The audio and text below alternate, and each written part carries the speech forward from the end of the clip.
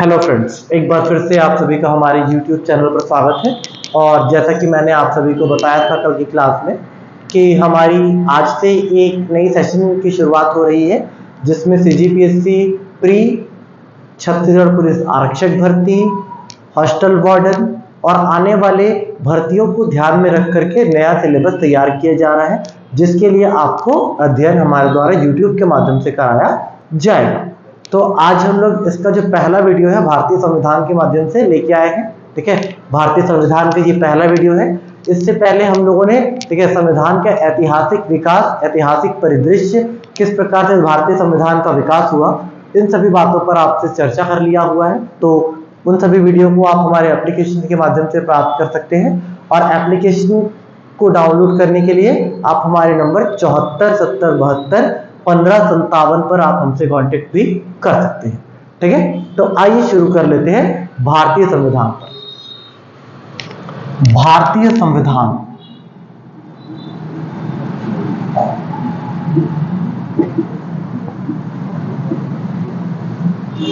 Indian constitution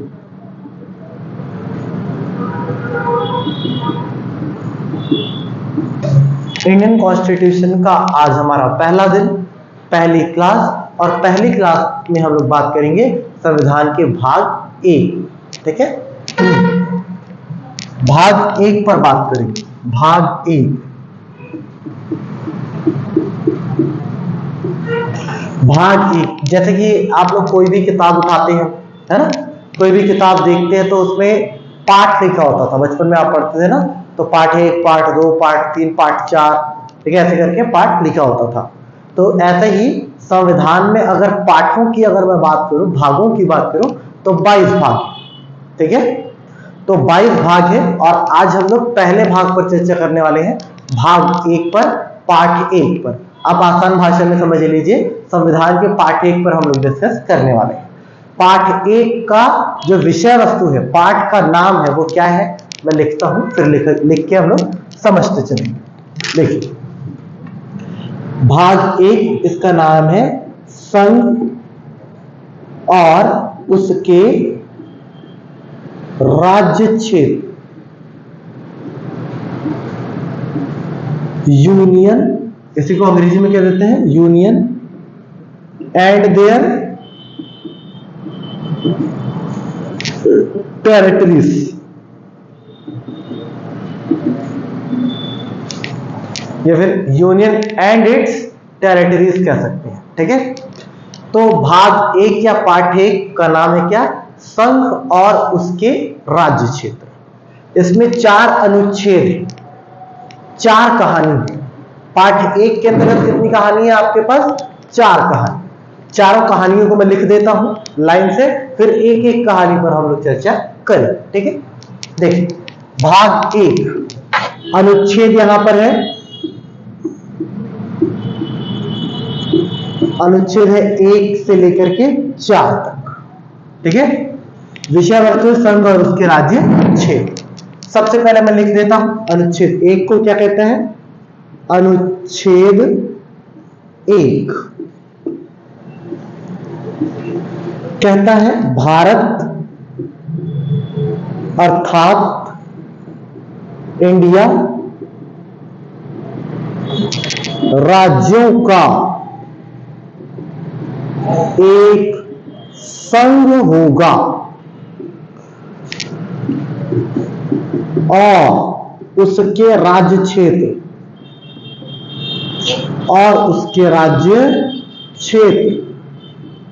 वही होंगे जो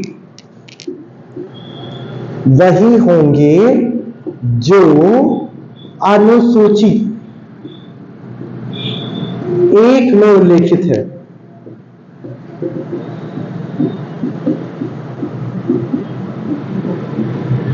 ठीक है, तो अनुच्छेद 1 कहता है भारत अर्थात इंडिया राज्यों का एक संघ होगा।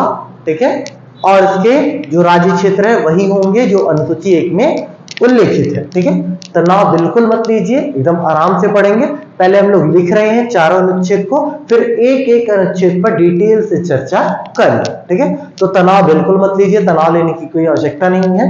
ठीक है, हम लोग आराम से पढ़ेंगे और सारी चीजों को ठीक ढंग से, ठीक है, प्रॉपर वे में समझते चलेंगे। ठीक है, देखिए अनुच्छेद 2,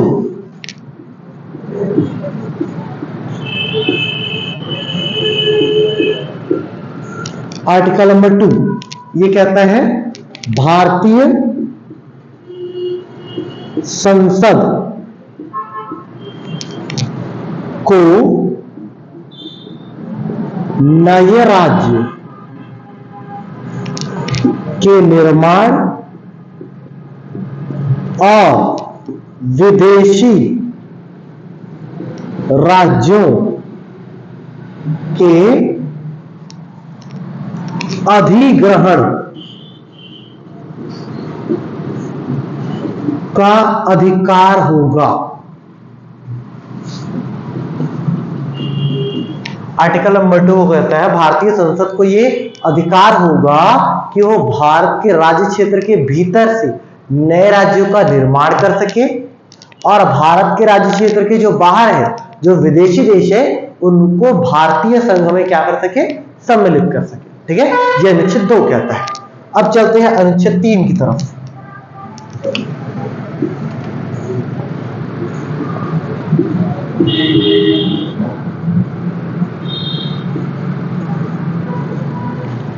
अनुच्छेद 3 कहता है भारतीय संघ के भीतर, भारतीय संघ के भीतर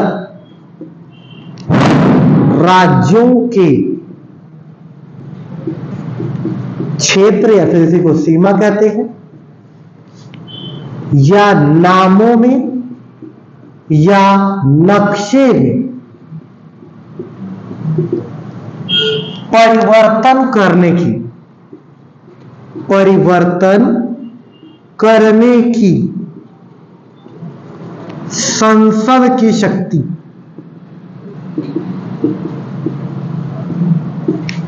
आर्टिकल नंबर 3 पार्लियामेंट को यह पावर दे रहा है कि भारत संघ के अंदर जो भी राज्य है उनके सीमा को वो क्या कर सकता है, परिवर्तित कर सकता है। भारत के नक्शे को क्या कर सकता है, बदल सकता है। भारत के किसी भी राज्य का नाम भी क्या कर सकता है, बदल सकता है। संसद को पावर दिया गया है संविधान के द्वारा, इसके लिए अनुच्छेद 3। ठीक है, तनाव बिल्कुल मत लीजिएगा, हम लोग डील करेंगे आराम से। ठीक है, तो आराम से समझते चलिए। ठीक है, अभी हम लोग सिर्फ लिख रहे हैं। अब आएंगे अनुच्छेद 4 की तरफ। क्योंकि जगह उधर नहीं है इसलिए यहां लिख देता हूं अनुच्छेद 4। अनुच्छेद 4 कहता है अनुच्छेद 2 और अनुच्छेद 3 के तहत किए गए कार्य संविधान संशोधन के अनुच्छेद 368 के दायरे से बाहर रहेंगे। ठीक है, बाहर में पटाखे फूट रहे हैं। ठीक है, माता जी अपने घर को एक बार पुनः जा रही है। ठीक है, तो तनाव मत लीजिएगा, पटाखे फूट रहे हैं। ठीक है, कोई बॉम्ब नहीं फूट रहा है ना, तो आराम से समझते चलिए। ठीक है, हमने लिख लिया है आर्टिकल नंबर 4, आर्टिकल नंबर 2 और आर्टिकल नंबर 3 को प्रोटेक्ट कर रहा है। प्रोटेक्ट कैसे कर रहा है, ठीक है, वो सभी चीजें मैं बताता हूं। ठीक है, अभी हम लोग सबसे पहले बात कर लेते हैं आर्टिकल नंबर 1। आर्टिकल नंबर 1 देखिए मेरे पीछे लिखा हुआ है आर्टिकल नंबर 1। आर्टिकल नंबर 1 कहता है India that is Bharat shall be a union of their state. ठीक है, इंडिया जो कि भारत है वह क्या है, राज्यों का एक संघ है और इसके राज्य क्षेत्र वही है जो अनुसूची 1 में उल्लेखित है। ठीक है, अब ध्यान से समझिए, यहाँ पर 2 नाम, भारत अर्थात इंडिया, ये नामों के सजेशन के पीछे भी बहुत सारा मंतव्य है। तो ऐसे लोग जो केवल इंडिया में रहते थे, केवल भारत में रहते थे, उनको केवल भारत नाम पसंद था, और ऐसे लोग जो कहाँ जाते थे, फॉरेन जाते थे किसी काम से, वो लोग भारत को इंडिया कहना ज्यादा पसंद करते थे। अब हुआ ये कि जो फॉरेन जाते थे उनको इंडिया पसंद था, जो भारत में रहते थे उनको भारत पसंद था। तो दोनों ने सजेशन दिया, ठीक है, कि क्या कर दिया जाए नाम को, एक ने कहा इंडिया किया जाए, दूसरे ने कहा क्या किया जाए, भारत कहा जाए। तो संविधान निर्मात्री सभा ने क्या किया, दोनों की बात को मान लिया और दोनों नामों को संविधान में क्या कर लिया, शामिल कर लिया। तो ये तो रही बात इंडिया अर्थात भारत या फिर भारत अर्थात इंडिया। राज्यों का एक क्या होगा, संघ होगा। राज्यों का एक क्या होगा, संघ होगा। तो राज्यों के संघ को परिभाषित किया है डॉक्टर बी.आर. अम्बेडकर ने, ठीक है, जो कि संविधान निर्मात्री सभा के बहुत अहम सदस्य थे और प्रारूप समिति की आपको पता है अध्यक्ष भी थे, है ना।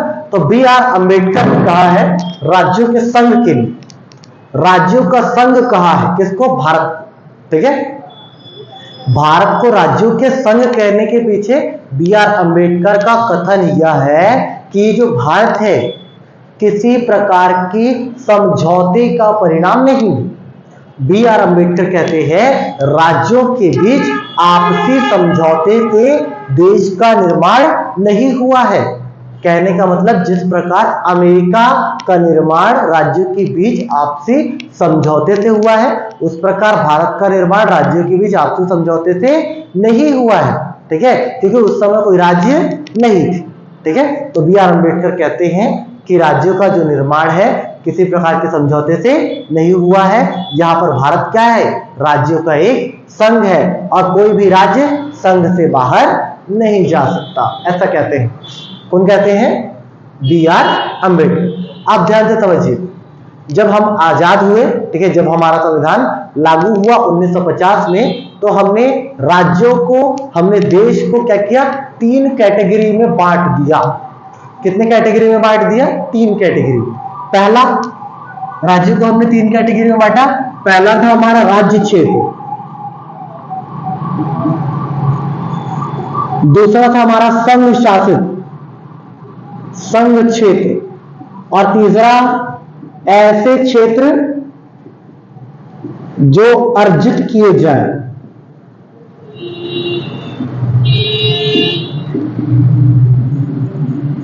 ऐसे क्षेत्र जो क्या किए जाए, अर्जित किए जाए। जब हम आजाद हुए तो हमने 3 कैटेगरी में अपने देश को बांटा। पहले तो राज्य, दूसरा क्या, संघ शासित प्रदेश, और तीसरा क्या, ऐसे क्षेत्र जिसको हम लोग क्या करें, जीते या फिर उपहार स्वरूप ले या फिर खरीद ले। क्योंकि भारत संप्रभु राष्ट्र बन चुका था और संप्रभु राष्ट्र चाहे तो किसी भी क्षेत्र को खरीद सकता है, किसी भी क्षेत्र को आक्रमण करके जीत भी सकता है ना, या फिर उपहार अगर कोई देना चाहे तो उपहार स्वरूप ले भी सकता है। आप अगर देखेंगे आगे चल के तो आपको देखने को मिलेगा दादरा, ठीक है, दमन और दीव, ठीक है, इसी प्रकार से पांडिचेरी, गोवा, इन सभी को हमने क्या किया है, अधिकृत किया है। अधिकृत कैसे किया है उसको हम लोग आगे देखेंगे। तो आर्टिकल 1 में ये बता रहा है कि जब हम आजाद हुए तो हमने क्या किया, अपने देश को 3 कैटेगरी में बांटा। पहला कैटेगरी राज्य क्षेत्र, दूसरा क्या, संघ क्षेत्र, और तीसरा क्या, ऐसे क्षेत्र जो अर्जित किए जाए। इन सभी के नामों का उल्लेख था अनुसूची 1 में। कहां उल्लेख था इनका, अनुसूची 1 में। कह रहा है भारत अर्थात इंडिया, समझ में आ गया, राज्यों का एक संघ होगा, आपको यह भी समझ में आया। उसके राज्य क्षेत्र वही होंगे जो अनुसूची 1 में उल्लेखित है। उसके राज्य क्षेत्र वही होंगे जो अनुसूची 1 में उल्लेखित है। तो अनुसूची 1 में 1950 में क्या उल्लेखित था, उल्लेखित था राज्य क्षेत्र। उस समय हमारे पास 29 राज्य थे, अभी हमारे पास 28 राज्य हैं। संघ शासित प्रदेश उस समय हमारे पास 6 थे, अभी हमारे पास 8। अभी हमारे पास संघ शासित प्रदेशों की संख्या कितनी है, 8 है। ऐसे क्षेत्र जो अर्जित किए जाए, उस समय अगर आपने देखा था नहीं था अर्जित किया गया, बाद में हमने दादरा नगर हवेली, दमन दीव, ठीक है, गोवा, ठीक है, पुडुचेरी, इन सभी को क्या किया, अधिग्रहित किया। सिक्किम को हमने क्या किया, अधिग्रहित किया, ठीक है। तो उन सभी देशों की सूची कहां रहेगी, अनुसूची 1 में कहता है। राज्य की सूची, अगर कोई राज्य नहीं रहा, जैसे कि अब जम्मू कश्मीर जो है, ठीक है, राज्य नहीं रहा, तो इससे काट दिए अनुसूची 1 से, उसका नाम क्या कर दिया गया है, कट कर दिया गया है, ठीक है। किसमें जोड़ दिया गया है, संघ में।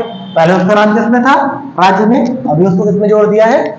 संघ में जोड़ दिया है। अच्छा, तो ये कहता है भारत अर्थात इंडिया राज्यों का एक संघ होगा और उसके राज्य क्षेत्र वही होंगे जो अनुसूची 1 में उल्लेखित है। तो आपने समझ लिया, ठीक है। भारत अर्थात इंडिया, लोगों ने राय दिया। संघ को क्यों होगा? क्योंकि पहले से राज्य अस्तित्व में नहीं थे, ठीक है, और राज्य अस्तित्व में नहीं थे तो किसी प्रकार का राज्यों के बीच समझौता नहीं हुआ है, इसीलिए भारत क्या है? संघ है, ठीक है। इसके बाद उसके राज्य क्षेत्र वही होंगे जो अनुसूची 1 में उल्लेखित है। तो आपको पता है अनुसूची 1 में राज्य क्षेत्र होंगे, संघ क्षेत्र होंगे और ऐसे क्षेत्र होंगे जो उस समय अर्जित किए जाएंगे, ठीक है। अब बात करते हैं अनुच्छेद 2 की। भारतीय संसद को नए राज्य के निर्माण और विदेशी राज्यों के अधिग्रहण का अधिकार होगा, ठीक है। अनुच्छेद 2 भारतीय संसद को यह अधिकार दे रहा है कि देश के भीतर जो हमारा एरिया है उसके भीतर कुछ एरिया को कलेक्ट करके एक नया राज्य बना दे, ठीक है, एक नया राज्य बना दे। और दूसरा अधिकार ये देता है कि कोई विदेशी क्षेत्र यदि भारत में मिलना चाह रहा है तो उसे क्या करे? मिला ले या फिर ना मिलाए, इसका अधिकार देता है अनुच्छेद 2। किसको देता है? भारतीय संसद को। ध्यान से समझिए, जैसे कि भारत जब आजाद हुआ उस समय भारत में कोई राज्य नहीं था, ठीक है। क्या किया हमने? राज्य बनाया, 14 राज्य बनाया, ठीक है। तो पहले हमारा सबसे पहले जो राज्य बना था आप सभी को पता है आंध्र प्रदेश था। तो आंध्र प्रदेश कैसे बनेगा? अनुच्छेद 2 में भारतीय संसद को नए राज्य का निर्माण, ऐसा राज्य जो अस्तित्व में नहीं है उस राज्य के निर्माण के लिए अनुच्छेद 2 काम करेगा। और दूसरी बात, विदेशी राज्यों के अधिग्रहण का अधिकार। विदेशी राज्य जो कि भारत की सीमा में नहीं है, विदेशी राज्य जो कि कहां नहीं है? भारत की सीमा में नहीं है, ठीक है, उनको भारत में मिलाने का जो राइट है वो किसके पास होगा? भारतीय संसद के पास होगा, ठीक है। जिसे समझ में आ रही है इतनी, ठीक है। तो आपने देखा है अनुच्छेद 2 के तहत सिक्किम को कैसे हमने क्या किया है? मिलाया है भारत संघ में, है ना। आपने देखा सिक्किम में क्या था? चोग्याल का शासन था और 35वां जो संविधान संशोधन था 1974, 35वां संविधान संशोधन अधिनियम 1974 में सिक्किम को अधिराज्य का दर्जा दिया गया। उसके बाद 36वां संविधान संशोधन अधिनियम 1975 द्वारा सिक्किम को पूर्ण राज्य का दर्जा दिया गया। और आपको पता है सिक्किम भारत का 22वां राज्य बना, है ना। तो कैसे मिला? विदेशी राज्यों के अधिग्रहण का अधिकार होगा, इससे मिला हमको।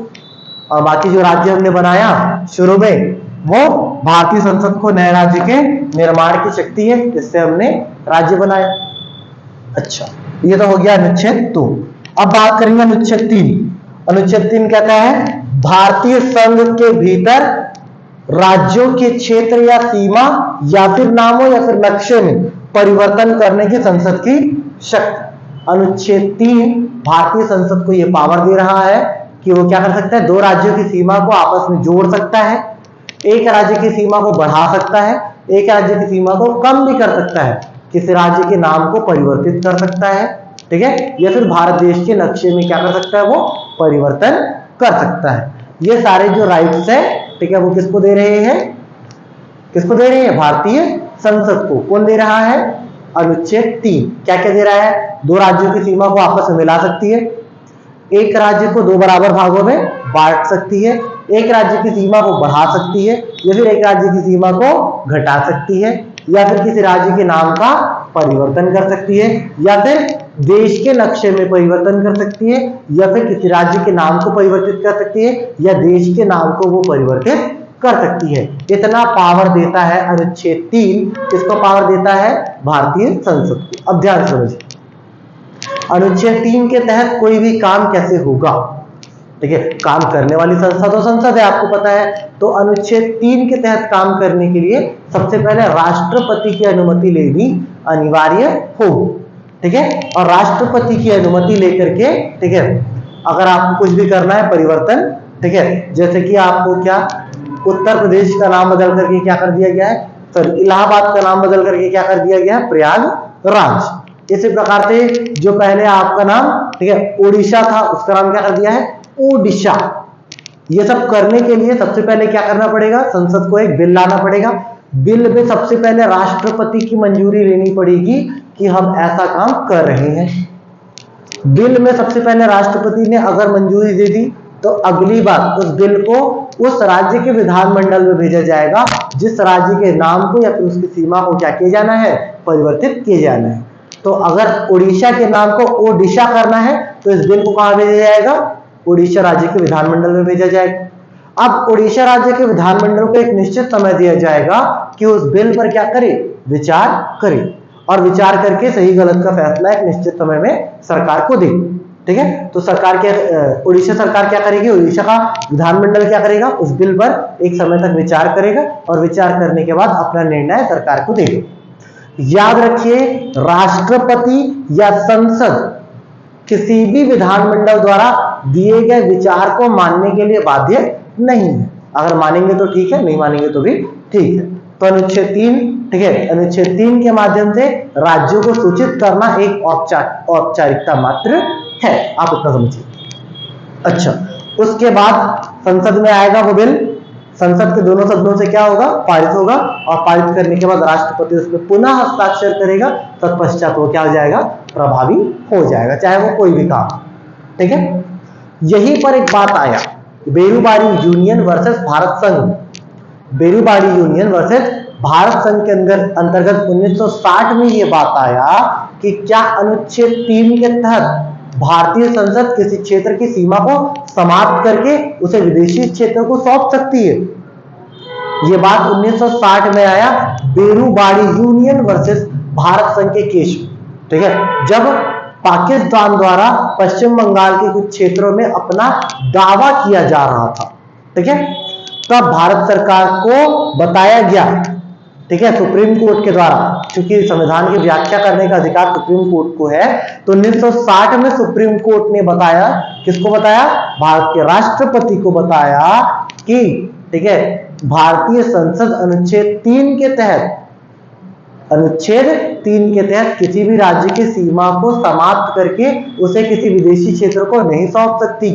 ठीक है, उसके लिए संविधान में संशोधन करना अनिवार्य होगा, और ये संशोधन, ठीक है, संशोधन के लिए क्या, कौन सा आर्टिकल है भाई, संविधान का संशोधन 368, तो संविधान के संशोधन के द्वारा ही सौंपा जा सकेगा, ऐसा बताया। ठीक है, किसमें, बेरूबारी यूनियन वर्सेस भारत संघ के केस 1960। ठीक है, तो ये हो गया आपका अनुच्छेद 3। उसके बाद बात आएगा अनुच्छेद 4। अनुच्छेद 4 एक प्रकार से भारतीय संसद को प्रोटेक्ट करता है, कहता है अनुच्छेद 2 और अनुच्छेद 3 के तहत, अनुच्छेद 2 में क्या क्या काम होगा, नए राज्य का निर्माण होगा और विदेशी जो अंतर क्षेत्र है उनको भारत में क्या किया जाएगा, सम्मिलित किया जाएगा। ये दो काम हो गए अनुच्छेद 2 में। अनुच्छेद 3 में क्या क्या काम होगा, एक राज्य की सीमा को 2 बराबर भागों में बांटा जाएगा, 2 राज्यों को जोड़ा जाएगा, एक राज्य की सीमा को बढ़ाया जाएगा या फिर कम किया जाएगा। ठीक है, या फिर क्या, किसी राज्य की सीमा, उसके नाम को बदला जाएगा या देश के नाम को क्या किया जाएगा, बदला जाएगा। ये सभी काम किसमें होंगे, अनुच्छेद 3।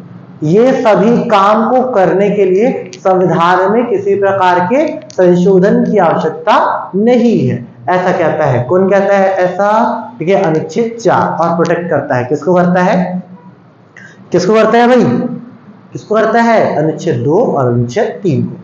अब आइए हम लोग आगे चलते हैं और समझते हैं राज्य के निर्माण। नए राज्यों का निर्माण किसमें होगा, अनुच्छेद 2। नए राज्यों का निर्माण किसमें होगा, अनुच्छेद 2 में। याद रखना, अभी हमारे पास कोई राज्य नहीं है। ठीक है, अब हमारे पास क्या होगा, राज्यों का निर्माण। देखिए कैसे हुआ, उस चीजों को समझेंगे। पहले मैं मिटा लेता हूं, स्क्रीनशॉट ले लीजिए आप लोग।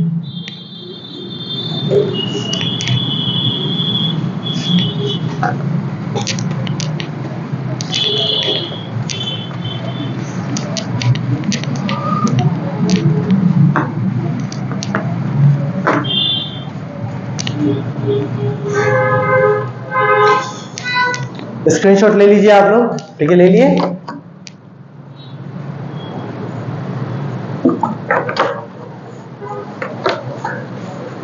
आपको तनाव बिल्कुल नहीं लेना है। ठीक है, पानी पीते रहिएगा बीच बीच में, जैसे दिमाग में ऑक्सीजन जाता है। ठीक है, तनाव बिल्कुल नहीं लेना है।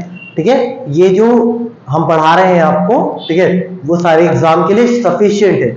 चाहे सीजीपीएससी प्री की बात करें, ठीक है, जो गहराई से प्रश्नों को पूछता है, उसके लिए भी ये जो, ठीक है, वीडियो है वो सफिशिएंट रहेगा आपके लिए, ठीक है।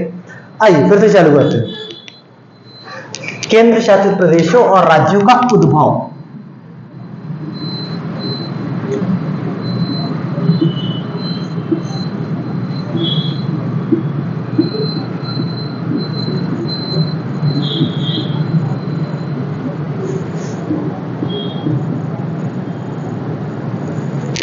केंद्र शासित प्रदेशों और राज्यों का उद्भव आखिर कैसे हुआ? तो आप सभी को मैंने अभी अभी बताया था, आर्टिकल नंबर 1 में मैंने ये कहा था कि जब हम आजाद हुए और जब हमारा संविधान लागू हुआ, उस समय हमारे पास किसी प्रकार के राज्य और किसी प्रकार के केंद्र शासित प्रदेश उपस्थित नहीं थे। जब हमारा संविधान लागू हुआ तो हमने क्या किया, अपने जितने भी क्षेत्र थे उनको 4 कैटेगरी में बांट दिया। ठीक है, क, ख, ग और घ। क में ऐसे क्षेत्रों को रखा जो ब्रिटिश संचालित थे, ख में उसको रखा हमने, ठीक है, जो देशी रियासतों के राजा, ठीक है, शासित करते थे। घ में हमने आयुक्त, जहां पर ब्रिटिश आयुक्त जहां पर शासन करते थे उनको रखा था। और घ जो था, घ में हमने रखा था अंडमान और निकोबार। ठीक है, एक बार समझिए, क में, ठीक है, कब की क, क्या क, ये क क्या है? तो सबसे पहले ये समझिए आप लोग, 1950 में जब हम लोग आजाद हुए थे तो हमने अपने एरिया को 4 कैटेगरी में बांट दिया था। ठीक है, पहले क, फिर ख, फिर ग और फिर क्या, घ। क में हमने उन राज्यों को शामिल किया था जहां पर ब्रिटिश, ठीक है, जो लोग थे वो क्या करते थे, डायरेक्ट शासन करते थे। ख में हम लोगों ने उन राज्यों को शामिल किया था जहां पर देशी रियासतों के राजा, ठीक है, शासन करते थे। ग में हमने उनको रखा था जहां पर ब्रिटिश आयुक्त शासन करते थे। और घ में अंडमान और निकोबार को रखा था। ठीक है, संविधान निर्माण के बाद, ठीक है, संविधान निर्माण के बाद दक्षिण क्षेत्र से राज्यों की मांग उठने लगी। ठीक है, और राज्यों की मांग कैसे उठने लगी, भाषाई आधार पर। 1950 में संविधान लागू होने के बाद दक्षिण क्षेत्र से भाषाई आधार पर राज्यों की मांग उठने लगी। ये बहुत ही ज्यादा इंपॉर्टेंट बात है। ठीक है, इस चीज को, इस कमी को दूर करने के लिए, ठीक है, इस कमी को दूर करने के लिए, ठीक है, उस समय की जो तत्कालिक सरकार थी उसने क्या किया, प्रयास किया। ठीक है, प्रयास एक्चुअल में वो पहले से कर रही थी, प्रयास उसने पहले से कर रखा था। ठीक है, लेकिन ठीक है, संविधान लागू होने के बाद बहुत अच्छे तरीके से उसने प्रयास किया था। आइए समझते हैं कैसे क्या क्या हुई थी चीज। केंद्र शासित प्रदेशों और राज्यों का उद्भव। 15 अगस्त 1947, ये डेट भारत के इतिहास में अमर रहेगा, आप सभी को पता है। 15 अगस्त 1947 को हमारा देश आजाद हुआ। और जब हमारा देश आजाद हुआ, इस आजाद देश में, ठीक है, इस आजाद देश में, ठीक है, कुल 552 रियासत थी। रियासतों की संख्या कुल कितनी थी, 552। तो याद रखिए,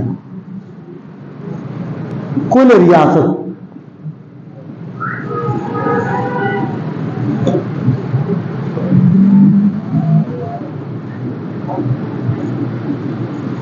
कुल रियासत कितने थे, 552। जो भारत का एरिया था,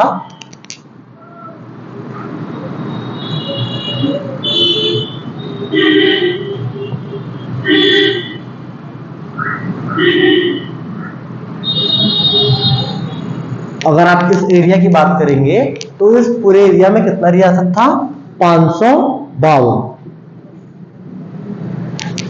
ठीक है, 552 रियासत था।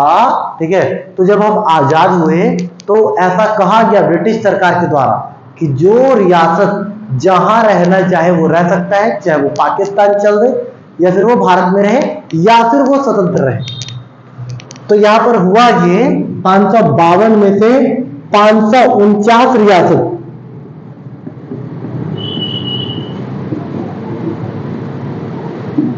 भारत संघ में मिल गए।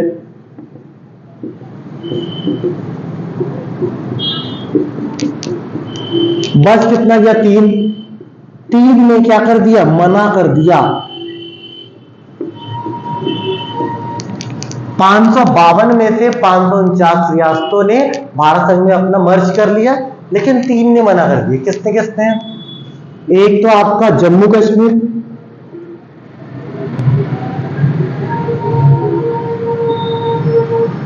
ये गुजरात में, एक जूनागढ़ आपका, और यहां पर हैदराबाद,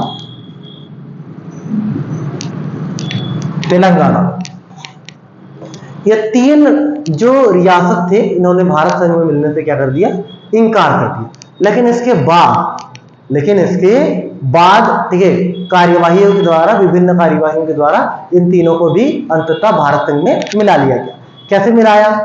तो हैदराबाद को मिलाया पुलिस कार्यवाही द्वारा, पुलिस कार्यवाही द्वारा। जूनागढ़ को जनमत संग्रह,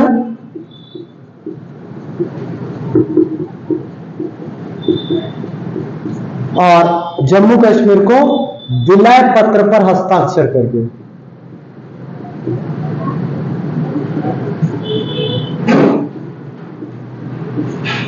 विलय पत्र पर क्या करके? हस्ताक्षर करके जम्मू कश्मीर को क्या किया गया? भारत संघ में मिलाया गया। अब अंततः क्या हुआ? मिल गए। कब तक मिल गए? रियासतों का एकीकरण चल रहा था 1947 के बाद। आपको पता है रियासतों के एकीकरण के लिए सरदार वल्लभ भाई पटेल ने बहुत ज्यादा मेहनत किया था, ठीक है, उनका बहुत सारा योगदान इसके लिए रहा। तो यार ये बन गया, ठीक है, एक हो गया। अब क्या हुआ? 48 आ गया। 1948 में अब दक्षिण क्षेत्र से राज्यों की मांग भाषाई आधार पर उठने लगी, ठीक है। कब उठने लगा भाषाई आधार पर मांग? 1948 में। अब क्या करें देखिए, ठीक है, मिटाता हूं उसको, एक बार फिर से स्क्रीनशॉट ले लीजिए।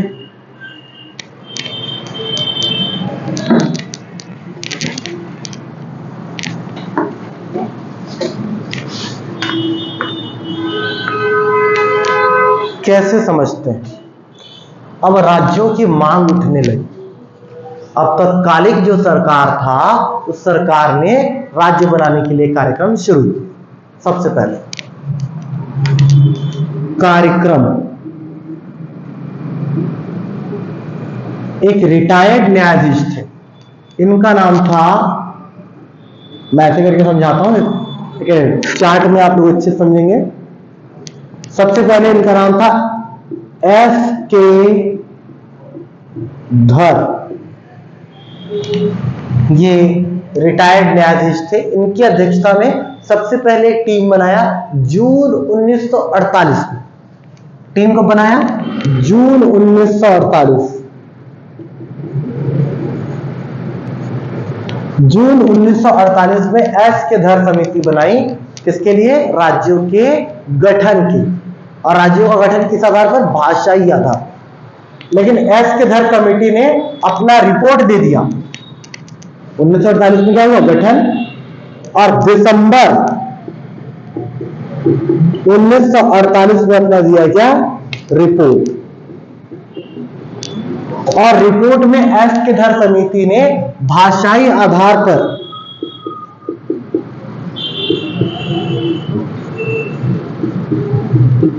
राज्यों के निर्माण को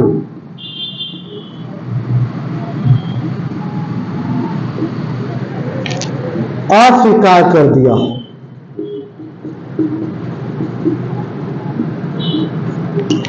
एस के धर कमेटी ने, ठीक है, भाषाई आधार पर क्या कर दिया? राज्यों के निर्माण को क्या कर दिया? अस्वीकार कर दिया कि राज्यों का जो निर्माण है वो भाषाई आधार पर तो नहीं किया जाएगा, ठीक है। अब उसके बाद फिर से एक समिति बनाई दिसंबर में ही, दूसरी समिति, इसका नाम है JVP समिति। एक्चुअल में इसमें 3 लोग थे, जवाहरलाल नेहरू, यहां पर लिख देता हूं, जवाहरलाल नेहरू, दूसरा था वल्लभ भाई पटेल, और तीसरा था क्या, पट्टाभी सीता रमैया। 3 लोगों की टीम थी, इन्हें कहा गया जेवीपी, और इन टीम का गठन हुआ था दिसंबर 1948 में। गठन कब हुआ था इनका, गठन दिसंबर 1948 में, दिसंबर 1948 में गठन हुआ। रिपोर्ट अप्रैल 1949 में दी। रिपोर्ट कब दिया जेवीपी समिति ने, अप्रैल 1949। और जेवीपी समिति ने भी एस के धर समिति की तरह भाषाई आधार पर राज्य के निर्माण की प्रक्रिया को रद्द कर दिया। मोस्ट इंपॉर्टेंट बात, इसने भी भाषाई आधार पर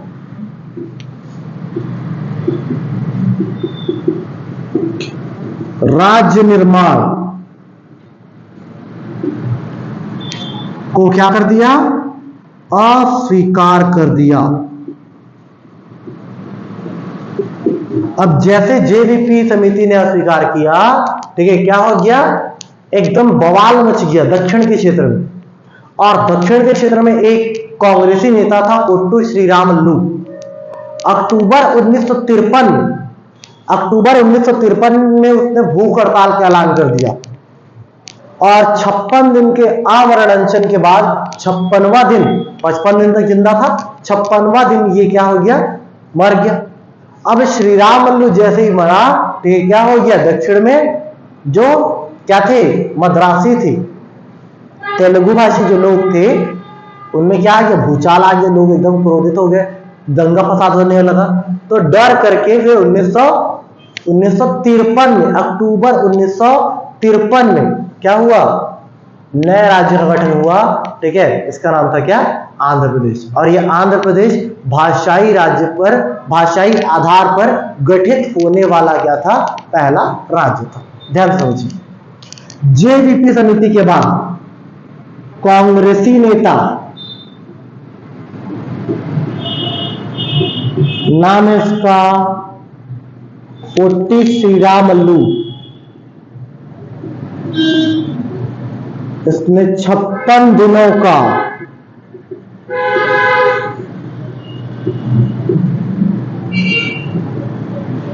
आमरण अनशन अक्टूबर 1953 में किया। परिणाम स्वरूप मर गए। परिणाम स्वरूप ये क्या हो गया भाई, मर गया। 56 दिन तक कोई बिना खाए पिए कैसे जिंदा रहेगा, आदमी एक दिन नहीं रहता, पता नहीं ये कैसे रह लिया था, समझ में आ रहा है। तो 56वां दिन ये मर गया। अब मरने के बाद फिर उपद्रव हुआ, और 1953 में पहला जो राज्य था, पहला राज्य, प्रथम भाषाई राज्य,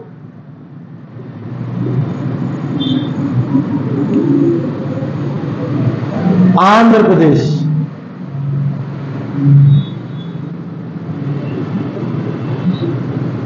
का गठन 1953 में हो गया।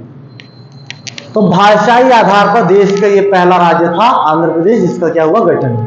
अब जैसे ही आंध्र प्रदेश का गठन हुआ, जो दूसरे क्षेत्र में अलग अलग भाषा भाषी के लोग थे, उन्होंने भाषाई आधार पर राज्यों की मांग को क्या कर दिया, तीव्र कर दिया, ठीक है। अब इसके लिए जवाहरलाल नेहरू ने फिर से एक समिति बनाई।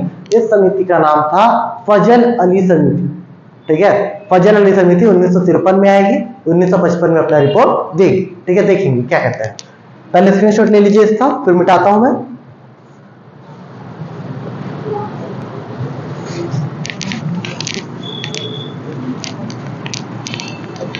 कार्यक्रम का ये अंतिम दौर है, अंतिम चरण है, इसके बाद राज्य बनेंगे।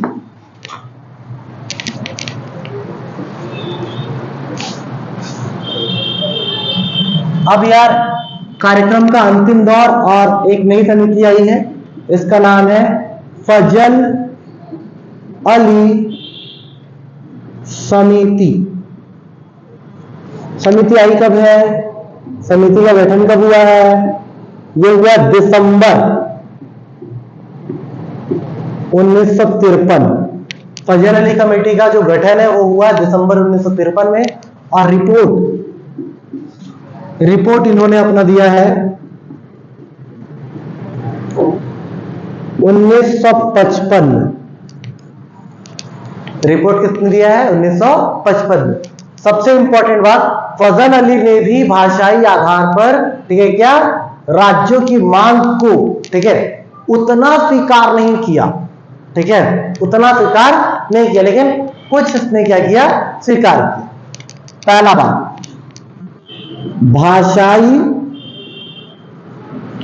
आधार पर राज्य गठन की मांग को स्वीकार किया, किंतु मोस्ट इंपॉर्टेंट बात है, किंतु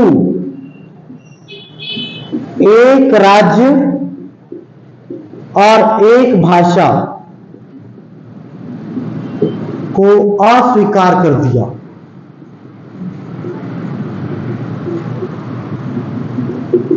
एक राज्य और एक भाषा को क्या कर दिया? अस्वीकार कर दिया। कहने का मतलब ये है कि मान लो महाराष्ट्र, तो केवल मराठी बोलने वाले ही महाराष्ट्र में रहेंगे, ऐसा नहीं होगा। हिंदी बोलने वाला भी महाराष्ट्र में रह सकता है, अंग्रेजी बोलने वाला भी, कन्नड़, उड़िया, ठीक है, मलयालम, कुछ भी बोलने वाला महाराष्ट्र में रह सकता है, ठीक है। बाकी लोग कहते थे केवल मराठी लोग ही कहाँ रहेंगे? महाराष्ट्र में रहेंगे। जैसे केवल छत्तीसगढ़िया बोलने वाले ही केवल कहाँ रहेंगे? छत्तीसगढ़ में रहेंगे, ऐसा नहीं होगा। हर भाषा के लोग यहाँ छत्तीसगढ़ में रह सकेंगे, ठीक है। ऐसा कहा, किसने कहा? फजल अली ने। और फजल अली कमेटी ने कहा कि 16 राज्य, इसने कहा 16 राज्य और 3 केंद्र शासित प्रदेश,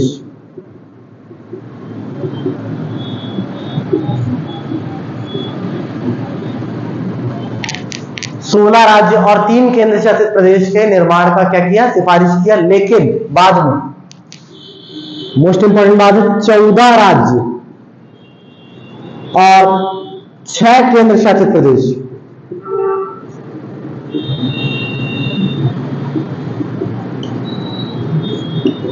फजल अली ने सिफारिश में कहा था कि 14 राज्य और 16 राज्य और 3 केंद्र शासित प्रदेश बनाए जाने चाहिए।